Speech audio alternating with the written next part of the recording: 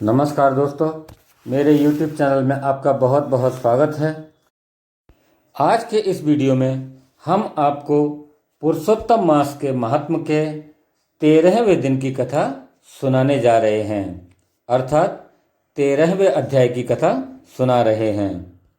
इस कथा में चित्रधर्मा का वैकुंठ गमन तथा दृढ़धनवा राजा की कथा का वर्णन किया गया है। दोस्तों, अभी तक यदि आपने हमारे चैनल को सब्सक्राइब नहीं किया हो तो आप इसे अवश्य कर लें और बेल आइकॉन को प्रेस करके नोटिफिकेशन को ऑन कर लें, जिससे हमारे वीडियो आपको समय समय पर मिलते रहें। दोस्तों, हमने आपको पिछली कथा में पुरुषोत्तम मास के महात्म का जो वर्णन किया है उसके अनुसार सूत जी बोले कि हे विप्रो, कि यद्यपि मैंने पुरुषोत्तम का महात्म वेदव्यास जी से सुना है तो भी कहने में मैं असमर्थ हूँ, अर्थात साक्षात वैकुंठवासी इस कथा को ही जानते हैं और कोई इस कथा को नहीं जान सकता। सब ब्रह्मादि देवता गौलोकनाथ कृष्ण जी के सिंहासन को नमस्कार करते हैं और स्वयं पूजने वाले देवता भी पुरुषोत्तम मास का महत्व नहीं जानते, तो फिर मनुष्य कैसे जान सकता है। आइए अब सुनते हैं इसके आगे की कथा। ऋषि बोले कि हे वक्ताओं में श्रेष्ठ महाभाग सूत जी, दृढ़धनवा राजा को पुरुषोत्तम के सेवन से राज्य, पुत्र पौत्रादि और इस पतिव्रता स्त्री कैसे मिली तथा योगियों को भी दुर्लभ लोक की प्राप्ति कैसे हुई, सो हे तात, आपके मुख कमल से बार बार कथा के सार को सुनकर हम लोगों की तृप्ति नहीं होती है। अतः इस पुरातन इतिहास को विस्तार से कहिए। हमारे भाग्यबल से ही ब्रह्मा ने आपको यहाँ भेजा है। सूत जी बोले कि हे ब्राह्मणों, नारायण मुनि ने नारद जी से जो कहा था वही पुरातन इतिहास में आप लोगों से कहता हूँ, आप इसे ध्यानपूर्वक सुनो। पापनाशक दृढ़धनवा का चरित्र जैसा मैंने गुरुओं के मुख से सुना है वही आप सब मुनि लोग ध्यान लगाकर सुनो। इस पर श्री नारायण बोले कि हे ब्राह्मण, आकाश गंगा की तरह पवित्र करने वाली सुंदर पुरानी दृढ़धनवा राजा की कथा को मैं कहता हूँ, उसको तुम सुनो। है देश का रक्षक, बुद्धिमान, सत्यवादी, पराक्रमी चित्रधर्मा नाम का राजा था। उसका पुत्र महातेजस्वी, सर्वगुण संपन्न, सत्यवादी, धार्मिक, सदाचारी दृढ़धनवा नाम से विख्यात हुआ। उसके विशाल नेत्र थे, चौड़ी छाती थी और लंबी भुजाएं थीं।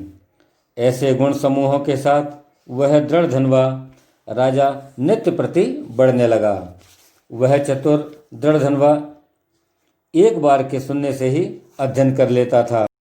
ऐसा जान पड़ता था कि मानो उसने पूर्व से ही सारे वेद पढ़ लिए हों। चारों वेदों को पढ़ने के बाद गुरु को दक्षिणा देकर उनका विधिवत सम्मान करके वह बुद्धिमान राजकुमार गुरु की आज्ञा से अपने पिता के नगर को गया। नगर निवासी उसे देखकर बड़े ही आनंदित हुए और उसके पिता चित्रधर्मा भी अपने पुत्र को देखकर परम प्रसन्न हुए, क्योंकि धर्म को जानने वाले युवराज प्रजा पालन करने में समर्थ हो गए थे। इस संसार में इससे बढ़कर और कौन सा सुख हो सकता है।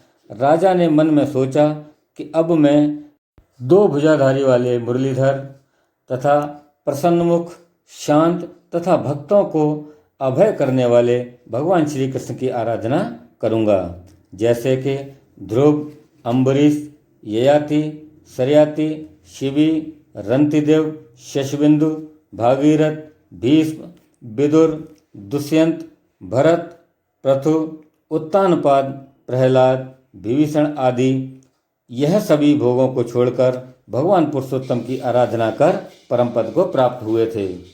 इसी प्रकार मैं भी उनकी आराधना करूंगा और इसीलिए मैं भी स्त्री, घर, पुत्रादि के स्नेह रूपी बंधन को तोड़कर वन में जाकर हरि का भजन करूंगा। मन में ऐसा निश्चय करके चित्रधर्मा अपने पुत्र दृढ़धनवा को राजपाट सौंपकर विरक्त होकर पुलह ऋषि के आश्रम को चले गए, जहाँ सब कामनाओं का परित्याग करके निराहार रहकर निरंतर भगवान श्री कृष्ण का स्मरण करते हुए तप करने लगे। बहुत समय तक तप करके वे अंत में भगवान के परम धाम को चले गए।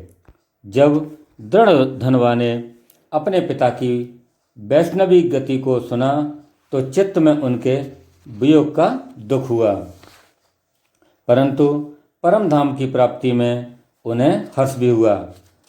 तत्पश्चात विद्वानों के कथनानुसार पिता का शास्त्रोक्त विधि अनुसार सब कर्म किया। नीति शास्त्र में निपुण पुण्यात्मा राजा दृढ़ धनवा पुष्करावर्तक नामक नगर में राज्य करने लगा।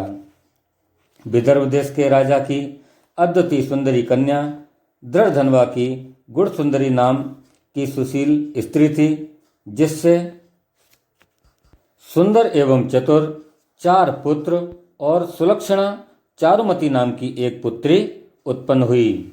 ये सभी पुत्र सूरवीर थे, जिनके नाम चित्रवाक, दूसरे का चित्रवाह, तीसरे का मणिमान और चौथे का चित्रकुंडल नाम था। जो अपने अलग अलग नामों से प्रसिद्ध हुए, दृढ़ धनवा राजा भी अपने गुणों से प्रसिद्ध हुए। वह शांत, दृढ़, प्रतिज्ञ, रूपवान, गुणवान, सूर और श्रीमान स्वभाव से सुंदर अंग सहित वेदों को जानने वाले, सभा में प्रिय बोलने वाले, धनुर्विद्या में निपुण, काम, क्रोध, लोभ, मोह, मद, मात्सर्य रूपी 6 शत्रुओं को जीतने वाले, क्षमा में पृथ्वी की तरह गंभीरता में सागर के समान, समता में ब्रह्मा की भांति, कृपा करने वालों में महादेव के समान, एक स्त्री व्रत धारण करने वालों में दूसरे राम के समान महापराक्रमी, श्रेष्ठ, धर्मवान, मानो दूसरे है वंशीय कार्तवीर के समान थे। श्री नारायण बोले, एक दिन उस राजा को सोते समय रात्रि में चिंता हुई कि अहो, यह महान वैभव किस पुण्य के कारण हुआ। न मैंने कोई तप किया, न मैंने कोई दान किया, न ही कभी यज्ञ किया। इस अपने सौभाग्य का कारण किससे पूछूं। ऐसा सोचते विचारते सारी रात बीत गई। प्रातःकाल ब्रह्म मुहूर्त में उठकर यथाविधि स्नान करके सूर्य को अर्घ्य देकर तथा देवालय में देव पूजन करके ब्राह्मणों को दान देकर उन्हें नमस्कार कर घोड़े पर चढ़कर तत्काल वह शिकार खेलने के लिए वन को चले गए। वहाँ बहुत से मृग, सुअर, नील, सिंह, गाय आदि का शिकार किया। वन में राजा दृढ़ धनवा के बाण से घायल होकर एक मृग वन से भागता हुआ दूसरे वन की ओर चला गया। तब राजा भी बाण ताने हुए उसके गिरे हुए रक्त के मार्ग से उसके पीछे पीछे चल दिया, लेकिन मृग के कहीं छुप जाने से राजा उस वन में भटकता रहा। तब प्यास से व्याकुल होकर उसने एक सुंदर सरोवर को देखा। राजा ने वहां जाकर पानी पिया और उसके किनारे पर एक घनघोर छायादार बट वृक्ष की जटा में अपने घोड़े को बांधकर स्वयं वहीं पर बैठ गया। उसी समय वहां पर एक तोता अत्यंत शोभायमान मनुष्य जैसी बोली बोलता हुआ आया और राजा दृढ़ धनवा को अकेला बैठा हुआ समझकर वह एक श्लोक पढ़ने लगा। विद्यमाना तुला सुख सालोक्यातीव भूतले न चिंतयसी तत्वम त्वम तत्कथम परमेश्यसी। अर्थात राजन, तुम इस भूतल पर विद्यमान अतुल सुखों को देखकर तत्व यानी कि आत्मा के संबंध में विचार नहीं कर रहे हो तो कैसे भवसागर से पार होगे। बारंबार इस पद्य को सुनकर राजा आनंद को प्राप्त हुए और मोहग्रस्त भी हो गए। तोता सार गर्भित कठोर नारियल के समान गंभीर पद को बार बार क्यों पढ़ता है, जो बड़ी कठिनाई से समझ में आने के योग्य है। क्या ये ही श्री सुखदेव जी हैं जो श्री कृष्ण के सेवक मुझ संसार में डूबे हुए मूढ़ को परीक्षित की भांति कृपा करके मेरा उद्धार करने आए हैं।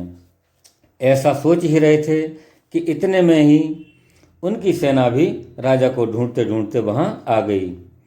उधर तोता भी राजा को आत्मबोध कराकर अंतर्ध्यान हो गया। राजा अपने नगर में आकर तोता के कहे हुए वाक्य को स्मरण करते रहे। उन्होंने भोजन पानी सब छोड़ दिया, गुमसुम हो गए, किसी के बोलने से भी नहीं बोलते थे। तब रानी ने एकांत में आकर राजा से प्रेम सहित कहा कि हे राजन, ऐसे उदास क्यों हो रहे हो? उठिए उठिए, भोजन पानी कीजिए और बातचीत कीजिए। इस प्रकार रानी के समझाने पर भी राजा देवताओं को भी दुर्गे तोता के सत्य वचन स्मरण करता रहा और कुछ भी न बोला। तब रानी लंबी लंबी सांसें लेकर अपने पति के मानसिक दुख से अत्यंत पीड़ित हुई और स्वामी की कठिन चिंता के कारण को नहीं जान सकी। ऐसी चिंता में राजा का बहुत समय व्यतीत हो गया, किंतु संदेह दूर करने का कोई उपाय दिखाई नहीं दे रहा था। नारद जी बोले कि हे मुने, ऐसी चिंता करते हुए राजा रणधनवा का क्या हुआ सो आप कहिए, क्योंकि विष्णु भगवान के पवित्र चरित्र को थोड़ा सा भी सुनने से पाप नाश हो जाते हैं। दोस्तों, इसके आगे की कथा को हम 14वें अध्याय में सुनेंगे, अर्थात अगले अध्याय में सुनेंगे। बोलिए श्री विष्णु भगवान की जय, बोलिए श्री वृंदावन बिहारी लाल की जय। दोस्तों, जब भी आप हमारी कथा सुने, आप इसे पूरी अवश्य सुने, क्योंकि ऐसा कहा जाता है कि पूरी कथा के श्रवण करने से संपूर्ण मनोकामनाओं की पूर्ति होती है। दोस्तों, आपको कैसी लगी हमारी यह कथा? आप हमें कमेंट बॉक्स में जाकर अवश्य लिखें तथा हमारे इस वीडियो को लाइक करें, शेयर करें और हमारे चैनल को सब्सक्राइब अवश्य करें, जिससे आने वाले हमारे सभी वीडियो आपको मिल सकेंगे। धन्यवाद।